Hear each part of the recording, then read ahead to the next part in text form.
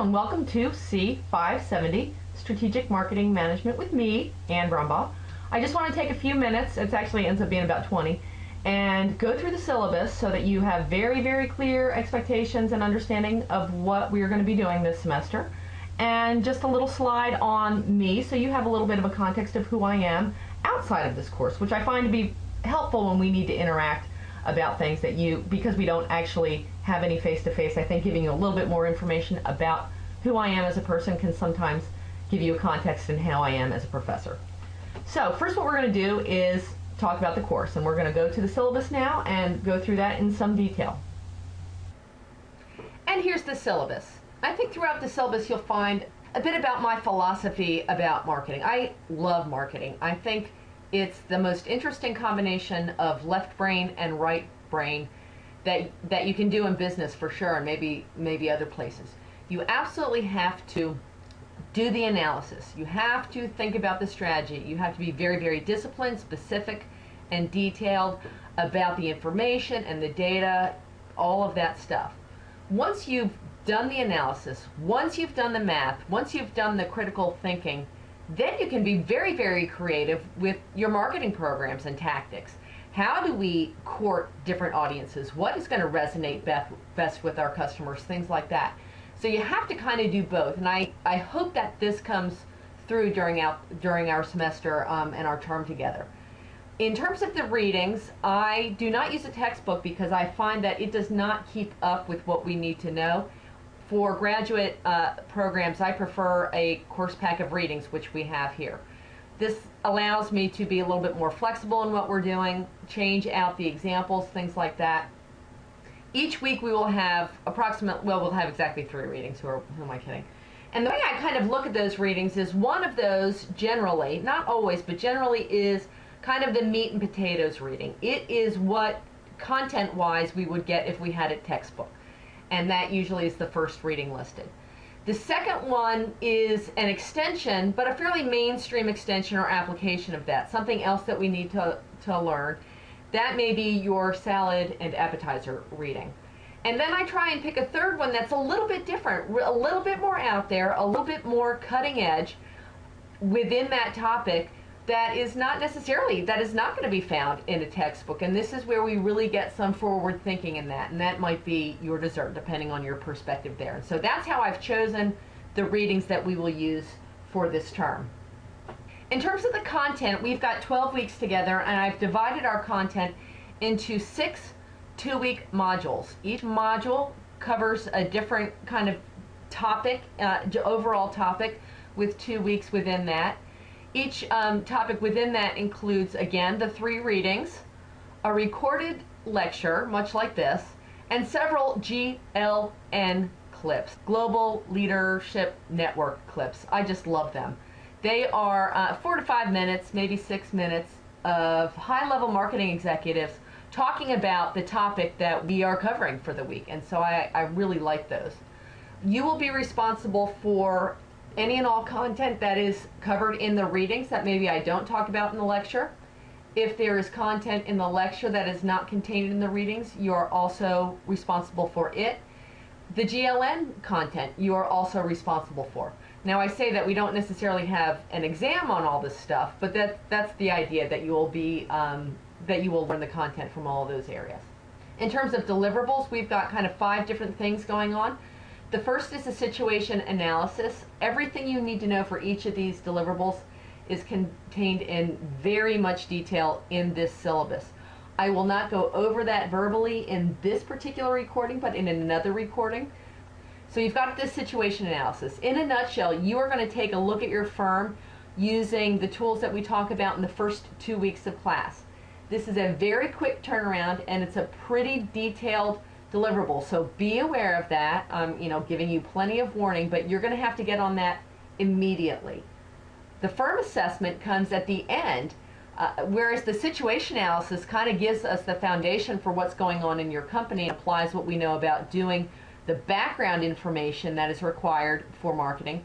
The firm assessment comes near the end of the term, and you will evaluate how your firm did in terms of marketing based on what we talk about throughout the course. The discussion board each week, we will have an opportunity to interact with each other, and I will go over that in this recording because you've got to do that immediately as well. You will also do 2 team briefs at 20% each. I will talk about putting you together in teams about that in a second, and a team peer evaluation to ensure that there is little to no free riding. Again, the detail for all of these deliverables is contained at the end of this syllabus. There's no other handouts. It's like a 28-page syllabus, so everything that you need is in there. In terms of late deliverables, there are none. I am telling you, you know from day one exactly when everything is due. You can plan your work and personal schedule around this. Is it challenging? Absolutely. But you have everything you need to proceed immediately on all the deliverables, and there are none. These are hard and fast deadlines. Deliverables are due at 11:59 on U.S. East Coast time. I live in Charleston, South Carolina. That is the same time zone as Bloomington, Indiana, if that's where you are, on the dates listed in the course calendar in Angel. Generally, that is on a Sunday night. They are not accepted. They don't receive any grade at all. I don't look at them. The drop boxes are all available up in Angel. They close at midnight, and so if you can't get it in that drop box, that means it is late. That said, I am not an unreasonable person most of the time. If you've got an emergency that prevents you from turning in a deliverable, Sunday afternoon, you're in a car accident, your child or parent calls from the emergency room. An emergency is something I define as acute and immediate. This is not Tuesday, something's going on. This is not a long-term thing, because long-term things you've known about. But if there's something that happens, Sunday, or even drastically Saturday, and you're still ill, of course, their accommodations will be made. What you must do is notify me in advance. So that is a phone call, an email, a text message from a friend. You say call somebody's taking care of you or helping you take care of others. Listen, I got these things. Call my work, do this, go feed the dog, and text Ann Brumbaugh that I'm not going to be able to make the deliverable this evening. That's all I need. You don't need to actually speak with me. As long as I receive that, you are off the hook until we talk and the emergency is over and we get back there. So in the event of an emergency, obviously, I will make accommodations. If it is not an emergency, you will have known about these deliverables for a minimum of 2 weeks. So make sure that you plan accordingly. In terms of grading, I do not round because we do not have to use abacuses anymore. We've got computers and we don't have to round anymore, and everything's all highly scientific. I subscribe to the grade expectations and distribution that the school puts out, because that is what I'm supposed to do, and it is reproduced here. So this is, I don't make any fudge factor at the end. I grade everything as it is. I take the average by the weights, and this is what I apply. In terms of the teams, for the 2 team briefs, I will assign you 2 teams at random. Most interesting thing, but I've been doing this for a long time, and I have found that on average, teams that are randomly assigned because in some way you're kind of on better behavior or something, actually have less drama and are more effective after perhaps an initial rough period than are teams where people form themselves.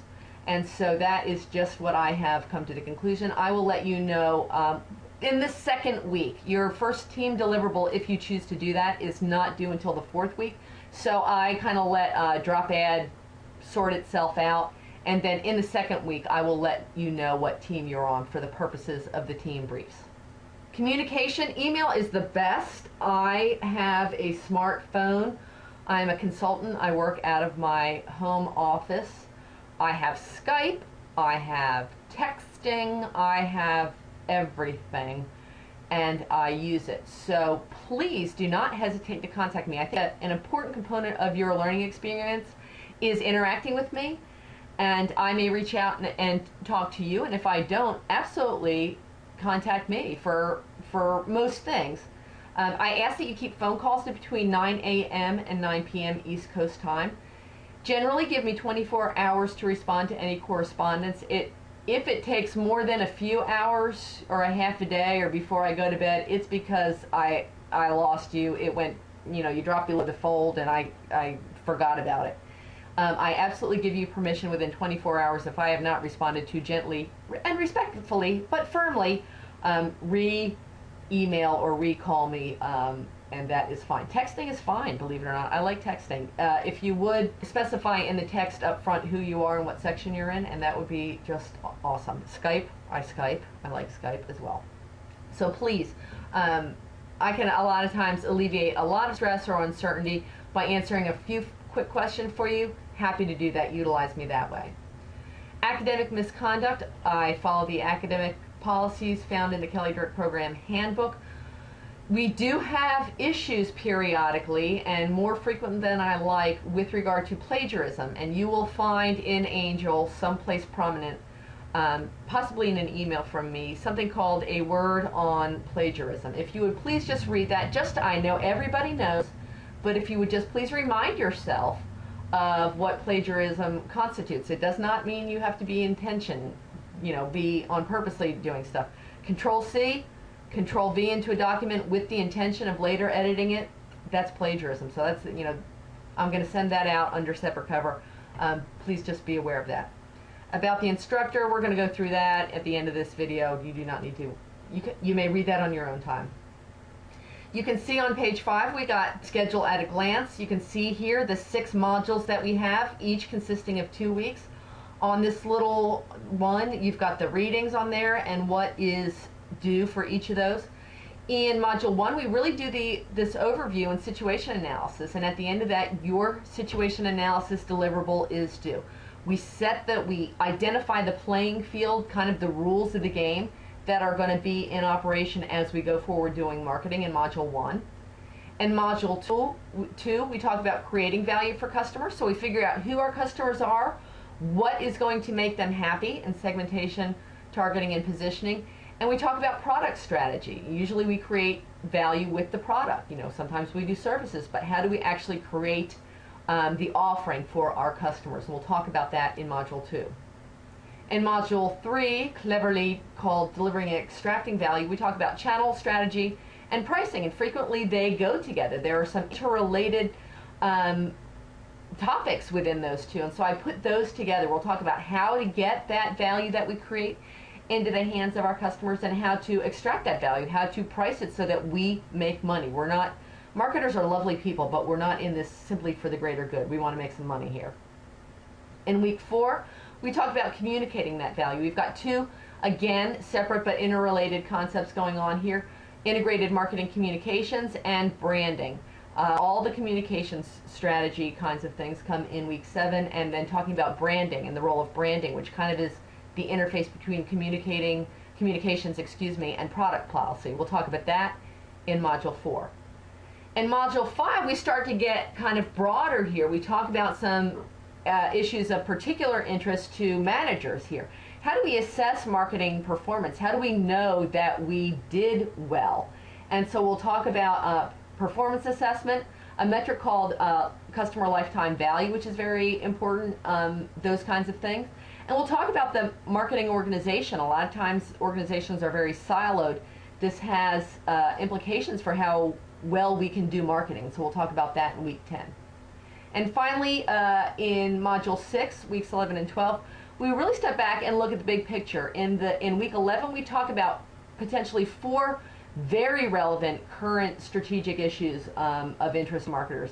International and global marketing, marketing in an economic downturn, green and sustainability issues, and then developing countries. We're kind of tapped out in developed countries, and so the next money is to be made by doing good marketing, do well by doing good in these developing countries. And then finally in week 12, it really is food for thought. Marketing, with reason, sometimes gets a bad rap for creating wants where there are no needs. Things like that. Buying stuff makes people happy. Does it? Maybe it doesn't. So we kind of step back and kind of think about some of those kind of issues in week 12. And that's pretty much our schedule at a glance. You will flip through there. There's for each module, there's some detail in there, what we're going to talk about, what the readings are, links to the GLN, which are also available, obviously, up in Angel. 5, 6, Situation analysis, again, this is a very important deliverable. It's 20% of your grade. I think you need to get on it immediately. I will discuss this under something called what is she looking for? Everybody wants to know, what is the professor looking for? What are you looking for when you grade this? I will have a separate video called what is she looking for? And I'll go over each of these major deliverables in that so as not to kind of overburden you here. So the situation analysis comes at the beginning of the semester. That sets the stage. We kind of investigate what is going on outside of the firm that affects our ability within the firm to do marketing. We learn a bunch about marketing, then we have the firm assessment. This comes in week 10. And this very specifically has you go back and apply some of the concepts, theories, and frameworks that we talked about throughout the term to your company. The next component is the discussion board. Each week, you are responsible for making some entries in the discussion boards on Angel. So that this essentially replaces our class discussion. In the first week of the 2-week module, I need for you to do what's called, I'm calling your initial post, and the details are down here at the bottom of the page. It should be between 250 and 300 words long, and you can read the requirements on this in the subsequent page. You need to post that no later than Sunday on the first week. And that is really, the goal of that is to get you to engage with the material. Is it clear and related to the material? I will post in your discussion board a probe or a topic to get you started with that, to kind of get this discussion moving. So it's not blind. You're not just sitting there trying to make stuff up. I will post something and you will respond to that by the end of the first week. By the end of the second week, you need to make at least 2 follow-ups to your peers' responses in that first week or something else. Each of those needs to be at least 125 words long, and they will follow the format and the requirements down at the bottom of this page. I will grade your first 2. You can make as many as you want, the more the merrier, but I will grade your first 2. So make sure your first 2 are really kind of pithy in there and follow the guidelines as I've detailed out here. We will have 12 weeks available for you to post your discussion to the discussion boards. I will grade all of them. I will keep your top 10 out of 12. Some weeks you might, and that can include a 0. If you're out of town and you don't want to do anything that week, you'll get a 0 that week. That will be one of the 2 that you drop. That is absolutely fine. And in fact, if you know you're going to do a bad job that week, I just assume you not post. Then I don't have to read it. You don't have to make stuff up. That is absolutely fine. That is why I'm only looking at your best 10. That is absolutely fine. Here's my deal with these. I do not want to, this should not be hard. This is the softball, at least, softball 10% of your grade. We are all participating in an elite MBA top-ranked online program. You are very smart. If you kind of keep in mind the requirements and do your due diligence, this should be interesting, I hope. In terms of my job here is to give you interesting probes. Your job as each other's classmates is to make interesting observations on those probes. If you all are doing that, everybody's going to get a 10. I would prefer, as I say here, to have my role be as observer and facilitator. I'll bop in a couple times during the week and see where the discussion is going. If you're starting to phone it in, if you're not relating content back to the readings, if you're not forwarding the discussion, I will become the enforcer if necessary, and you will not get a 10, and I will explain very clearly what you violated in terms of those previous pages and give you some feedback on how you can improve your performance there. There's no penalty for going over the word limit, but you should be, this is a professional context, so you should be succinct, concise, and clear about what you're trying to say. So be very focused about what you're saying. Don't agree with each other all the time. That gets like super duper boring. So you don't want to be ugly, you don't want to be rude, but I would be challenging of each other's thinking. That's how we kind of learn. When we have to justify our own thinking, we think better. And so I do invite you to think deeply, encourage your classmates to think deeply through this discussion board. The last thing is, part of your points there is your ability to generate follow-up discussion. If you're going to wait till Sunday night to add your 2 cents, you are going to be hard-pressed to generate too much follow-up discussion. So you might want to think about planning on getting in a little bit early. Briefs really are your opportunity to apply the concepts, theories, and frameworks that we talk about to real life situations. They're real life, kind of ripped from the headlines, if you will, kind of concepts that are going on. And these are done in teams. Again, you're going to choose to do 2 of them at 20% each for a total of 40%. Now they are due at the ends of week 4, 6, 8, and 12. You will choose to do 2 of them with your group. The weeks that you don't choose to do them, you don't care for that topic, or you're busy with another class or whatever, you don't need to tell me. You don't turn anything in for those weeks. The weeks that you do them, you just stick them in the Dropbox, and I will find them and grade them. I think they're cool. We'll talk about thinking about delivering content and creating value with content. You may choose to do one that has to do with distribution channel and pricing in that module. You may choose to do one that really is the interface of new media and branding. And then there's one at the end that has you think about some of those kind of soft topics in a very, very pragmatic way in terms of directing marketing managers what to think about. At the end of this term, you will have a peer evaluation. Again, you will read all about this. The form will be up in Angel. It's worth 5% of your grade.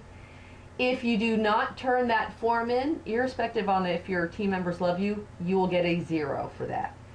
If there's consensus among your team members that you failed to pull your weight, I will give you as low as a 0. This is not like a 90% is a bad thing. This is I will take you down to 0 on this, because 40% of your grade, your teammates are counting on you. And in order, I have found for success in teams, 1, you have to have clear expectations, and 2, you have to have a little bit of a stick along with the carrot. And just to, there's going to be 1 in 100 people that is going to fail to pull his or her weight, and this is a mechanism by which we can either encourage that not to happen, or you can alert me that that has happened. So most of the time this is a moot point, but I just want to point that out.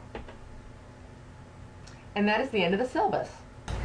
And that's that. For the next 3-4 minutes, I'll just tell you a little bit about myself. If you're short on time, you will miss nothing of substance if you were to leave now, and that is fine. I'm originally from New Jersey, but I have lived in the South as long as I lived in New Jersey. I went to North Carolina to go to school at Duke University, where I met my husband. I was a systems engineer, actually, a computer science major. I'm very mathy. And so I did mathy things. I was a systems engineer for NCR in Columbia, South Carolina, but I pined for my then boyfriend, who was up in Maryland, now husband. And so I moved up to DC and was a consultant, did database design and programming and implementation up there, and we got married, and life was good. While I was up there, I got my MBA at the University of Maryland, mostly to move from the tech track at that time to the management track. If you were a techie in the early 80s and you were doing well, which I was, they did not want you moving over into management. They wanted you to stay on the tech track. And the one way that a lot of folks did at that time was to get their MBA. And so I started, like you, in an evening program. Of course, there was no online back in the day. Really, really, really liked it. Took a consumer behavior course in that program that really, well, for the next 20 years and going forward, changed what I wanted to do. So I really like consumer behavior and how consumers think. Finished up my MBA and applied to the PhD program at Duke, among other places. And we went back to Durham, North Carolina together, this time with my daughter now. And I got my PhD in business and consumer behavior from Duke. My first job was up in Cleveland at Case Western Reserve University. We really enjoyed it up there, but it was too cold and gray. So when we had an opportunity to move back to North Carolina, we took it, and I was on the faculty at Wake Forest for 7 years. At this point, my daughter's in late high school, and we're trying to figure out where we're going to end up. And I had an opportunity to move to Charleston, which is a great historical town with lots of good restaurants. And this is where we are now. And she's off to college, and so my husband and I are here. This is my family, my husband Dave, and my daughter Jocelyn. She's going to be a junior in college, a 3rd year at the University of Virginia, and she's great. I like to knit. My hobbies, I have a bunch of hobbies, but mostly they're handcrafty things, including knitting. It's my favorite thing to do. Keeps me from killing people. My husband and I both went to Duke undergrad, and then I went back, and we've got a lot of friends. So my husband's actually the one on the right there. So a lot of our social life involves Duke. So if you want to do some trash talking about basketball, that's fine. You can try doing it with football. It's not going to work. We know we're terrible, so that's just fine. When we moved to Charleston, we bought literally a crack house. People did crack and heroin in the backyard, and we bought it, and it was completely uninhabitable. And so we renovated it. So the before and after. Before would be on the left, after would be on the right. And we can walk to what's called Upper King Street, bars and restaurants and coffee houses and shops. And it's very much fun. We're really very much enjoying that. We're about 25 minutes from the beach, which this is at the end of a beach day. This is what I can be found enjoying. So that's pretty much me. I'm kind of loud and big personality and very casual in my kind of delivery of content, but I'm going to hold you to a high level of rigor because I just think it's really important that we understand clearly what we're talking about at all times and be very disciplined about that. So, but please, I share this with you so that you will know that you can, I'm just a human being. You can call me or email me or whatever, and it's just me. A couple key takeaways. Just again, the syllabus is the source for 99% of what you need to know. If it is not in there, please email me or call me. Don't try and second guess. I'll whip off an email and I'll whip one back to you. And if for some reason I don't know, I will find out and let you know. So, use that. Look at that first because I can sometimes be sarcastic. If it's in there, I'll use my sarcastic voice. But if it's not, absolutely email or call me. And that is all I've got for now. Go ahead and mash on lesson 1, and we're off. Thanks.